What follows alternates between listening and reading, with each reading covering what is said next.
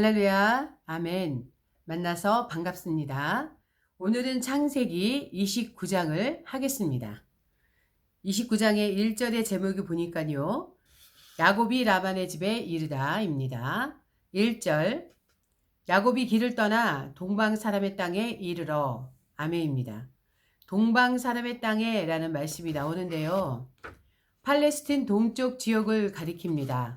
따라서 동방 사람의 땅이란 팔레스틴 동쪽에 위치한 메소포타미아 지역, 좀 더 구체적으로는 야곱의 여행 목적지인 북서 메소포타미아에 위치한 하란 근방을 가리킵니다.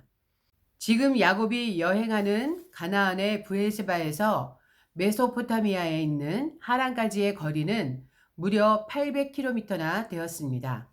따라서 야곱이 하루에 30에서 40km 정도를 걸어서 여행했다고 가정하면 그가 브엘세바를 떠나 하란에 도착하는 데는 대략 20일에서 27일 정도 걸렸을 것입니다. 아멘.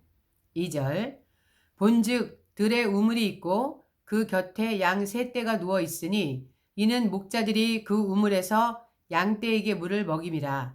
큰 돌로 우물 아귀를 덮었다가 모든 떼가 모이면 그들이 우물 아귀에서 돌을 옮기고 그 양떼에게 물을 먹이고는 우물 아귀 그 자리에 다시 그 돌을 덮더라.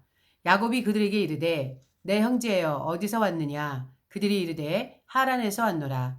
야곱이 그들에게 이르되 너희가 나홀의 손자 라반을 아느냐? 그들이 이르되 아노라. 야곱이 그들에게 이르되 그가 평안하냐? 이르되 평안하니라. 그의 딸 라헬이 지금 양을 몰고 오느니라. 야곱이 이르되 해가 아직 높은즉 가축 모일 때가 아니니 양에게 물을 먹이고 가서 풀을 뜯게 하라.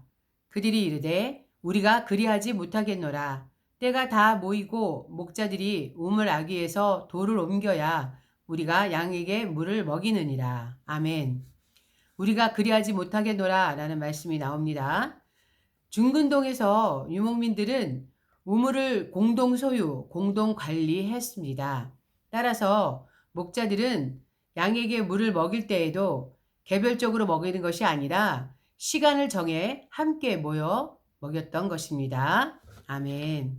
9절, 야곱이 그들과 말하는 동안에 라헬이 그의 아버지의 양과 함께 오니 그가 그의 양들을 치고 있었기 때문이더라.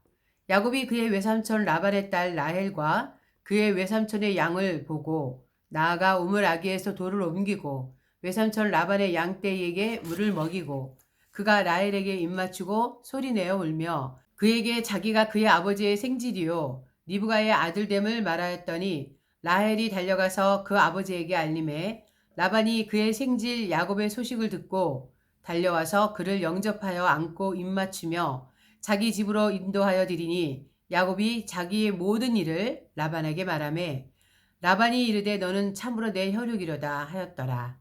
야곱이 한 달을 그와 함께 거주하더니 라반이 야곱에게 이르되 내가 비록 내 생질이나 어찌 그저 내 일을 하겠느냐 내 품삯을 어떻게 할지 내게 말하라. 라반에게 두 딸이 있으니 언니의 이름은 레아요 아우의 이름은 라헬이라. 레아는 시력이 약하고 라헬은 곱고 아름다우니 아멘입니다. 레아는 시력이 약하고 라는 말씀이 나오는데요. 이 뜻은 시력이 나쁘다는 뜻이 아니라 눈매가 부드럽기는 하지만 빛나지 않다는 뜻입니다. 고대 근동 사람들은 이와 같은 여인을 미인으로 간주하지 않았습니다. 아멘. 18절, 야곱이 라헬을 더 사랑함으로 대답하되 내가 외삼촌의 작은 딸 라헬을 위하여 외삼촌에게 7년을 섬기리이다. 라반이 이르되 그를 내게 주는 것이 타인에게 주는 것보다 나으니 나와 함께 있으라. 야곱이 라헬을 위하여 7년 동안 라반을 섬겼으나 그를 사랑하는 까닭에 7년을 며칠같이 여겼더라. 아멘. 21절의 제목이 야곱이 레아와 라헬을 아내로 맞다입니다. 21절, 야곱이 라반에게 이르되 내 기한이 찼으니 내 아내를 내게 주소서 내가 그에게 들어가겠나이다. 라반이 그곳 사람을 다 모아 잔치하고 저녁에 그 딸 레아를 야곱에게로 데려가매 야곱이 그에게로 들어가니라. 라반이 또 그의 여종 실바를 그의 딸 레아에게 시녀로 주었더라. 야곱이 아침에 보니 레아라. 라반에게 이르되 외삼촌이 어찌하여 내게 이같이 행하셨나이까? 내가 라헬을 위하여 외삼촌을 섬기지 아니하였나이까? 외삼촌이 나를 속이심은 어찌 됨이니이까? 라반이 이르되 언니보다 아우를 먼저 주는 것은 우리 지방에서 하지 아니하는 바이라. 이를 위하여 7일을 채우라. 우리가 그도 내게 주리니 내가 또 나를 7년 동안 섬길지니라. 아멘. 채우라라는 말씀이 나오는데요. 채우라는 말은 곧 일주일간의 결혼 축제를 중도에 멈추지 말고 끝까지 다 이행하라는 명령이었습니다. 이렇게 라반이 야곱에게 일주일간의 결혼 잔치를 끝까지 온전하게 이행하도록 촉구한 것은 일주일간의 결혼 축제 기간을 다 채우지 못할 경우 그 결혼은 무효가 되기 때문이었습니다. 오늘날도 시리아에서는 결혼잔치를 일주일씩 하는 풍습이 있는데 이 기간 동안은 신랑이 왕처럼 대우를 받는다고 하여 왕의 주간이라 불린다고 합니다. 아멘. 28절 야곱이 그대로 하여 그 7일을 채우매 라반이 딸 라헬도 그에게 아내로 주고 아멘입니다. 라반이 아내로 줬다 이런 말씀이 나옵니다. 이미 레아와 결혼한 야곱이 라헬과 또다시 결혼한 것은 중복 결혼에 해당하였습니다. 게다가 두 자매를 동시에 취하는 이런 행위는 훗날 모세 율법이 엄히 금하는 근친상간이었습니다. 비록 야곱 당시 율법이 제정되지는 않았다 하더라도 이런 야곱의 결혼은 결코 바람직한 것이 아니었습니다. 순결한 남녀의 일부 일처 혼인이 하나님의 창조 원리에 부합하는 올바른 결혼이기 때문입니다.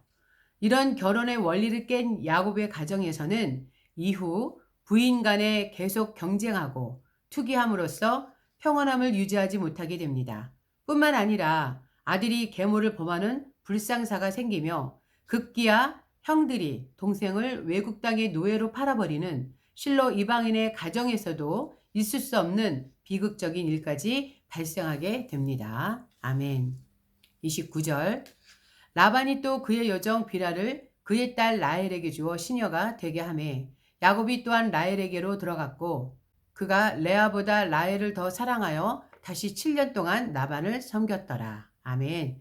31절 제목은 야곱에게 아이들이 생기다입니다. 31절 여호와께서 레아가 사랑받지 못함을 보시고 그의 태를 여섰으나 라헬은 자녀가 없었더라. 레아가 임신하여 아들을 낳고 그 이름을 르우벤이라 하여 이르되 여호와께서 나의 괴로움을 돌보셨으니 이제는 내 남편이 나를 사랑하리로다 하였더라. 그가 다시 임신하여 아들을 낳고 이르되 여호와께서 내가 사랑받지 못함을 들으셨으므로 내게 이 아들도 주셨다 하고 그의 이름을 시므온이라 하였으며 그가 또 임신하여 아들을 낳고 이르되 내가 그에게 새 아들을 낳았으니 내 남편이 지금부터 나와 연합하리로다 하고 그의 이름을 레위라 하였으며 그가 또 임신하여 아들을 낳고 이르되 내가 이제는 여호와를 찬송하리로다 하고 이로 말미암아 그가 그의 이름을 유다라 하였고 그의 출산이 멈추었더라. 아멘. 내가 찬송하리로다 이런 말씀이 35절에 나오는데요. 야곱으로부터 줄곧 미움을 받던 레아는 야곱을 통해 4명의 아들을 얻게 되자 그 기쁨과 벅찬 감격을 주체할 수 없어 여호와를 찬양하며 아들의 이름을 찬송하리로다 라는 뜻의 유다로 지었던 것입니다. 이런 찬양의 응답이라도 하듯이 하나님은 유다 지파를 통해 영원토록 찬양받기에 합당하신 구세주 그리스도를 이 세상에 보내주셨습니다. 이러한 하나님을 향한 벅찬 감격과 찬양이 우리들의 심령과 삶 한가운데도 날마다 있어야 할 것입니다. 한편 유다를 낳을 당시 야곱의 나이는 88세로 추정됩니다. 아마 야곱은 77세에 브엘세바를 떠나 하란으로 도주했고 7년간의 계약 기간을 끝낸 후 84세에 레아와 결혼하여 다음 해 85세에 장남 누벤을 얻었고 이어 1년에 한 차례씩 아들을 얻었던 것 같습니다. 아멘. 수고하셨습니다. 다음에 뵙겠습니다.